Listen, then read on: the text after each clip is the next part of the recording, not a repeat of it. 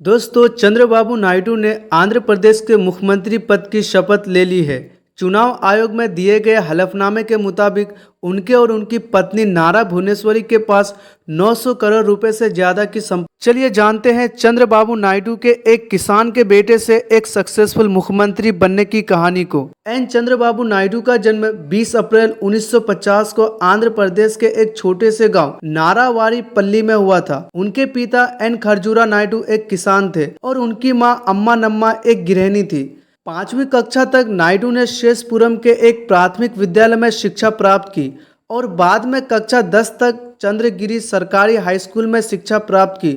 उन्होंने 1972 में Shri Venkatesh arts college Tirupati से बीए की डिग्री प्राप्त की। उन्होंने श्री वेंकटेश विश्वविद्यालय से अर्थशास्त्र में मास्टर की डिग्री प्राप्त की। एन चंद्रबाबू नायडू का राजनीतिक जीवन 1970 के दशक में शुरू हुआ, जब वे श्री वेंकटेश्वर विश्वविद्यालय में मास्टर डिग्री की पढ़ाई के दौरान छात्र संघ के नेता थे और बाद में युवा कांग्रेस में शामिल हो गए। 1975 में आपातकाल के दौरान नायडू संजय गांधी के करीबी समर्थक थे। बाद में वे आंध्र प्रदेश की एक क्षेत्रीय पार्टी तेलुगु देशम पार्टी में शामिल हो गए और जल्दी ही पार्टी में ऊपर उठ गए। वे अपनी तीक्ष्ण राजनीतिक सूझबूझ के लिए जाने जाते थे और टीडीपी के संस्थापक एनटी रामाराव के करीबी सहयोगी बन गए। वे पहली बार 1978 में आंध्र प्रदेश के विधानसभा के लिए चुने गए और राज्य सरकार में मंत्री के रूप में काम किया।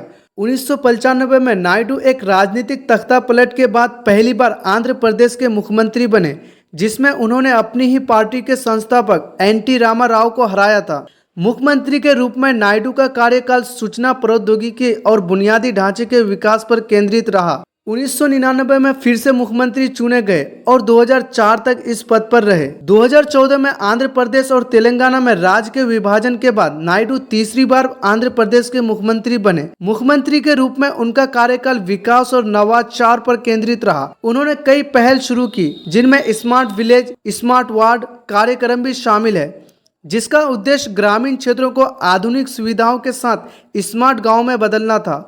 उन्होंने राज्य के बुनियादी ढांचे के विकास पर भी ध्यान केंद्रित किया, जिसमें एक नई राजधानी अमरावती का निर्माण भी शामिल है। नायडू को 2019 के आंध्र प्रदेश विधानसभा चुनाव में बड़ा राजनीतिक झटका लगा, जब उनकी party TDP YS Jagan Mohan Reddy के नेतृत्व वाली वाईएसआर कांग्रेस पार्टी के हाथों सत्ता खो बैठी। तो दोस्तों, ये थी चंद्रबाबू नायडू से जुड़ी जानकारी। उम्मीद है वीडियो अच्छी लगी हो। ऐसे ही वीडियो के लिए चैनल को सब्सक्राइब करें।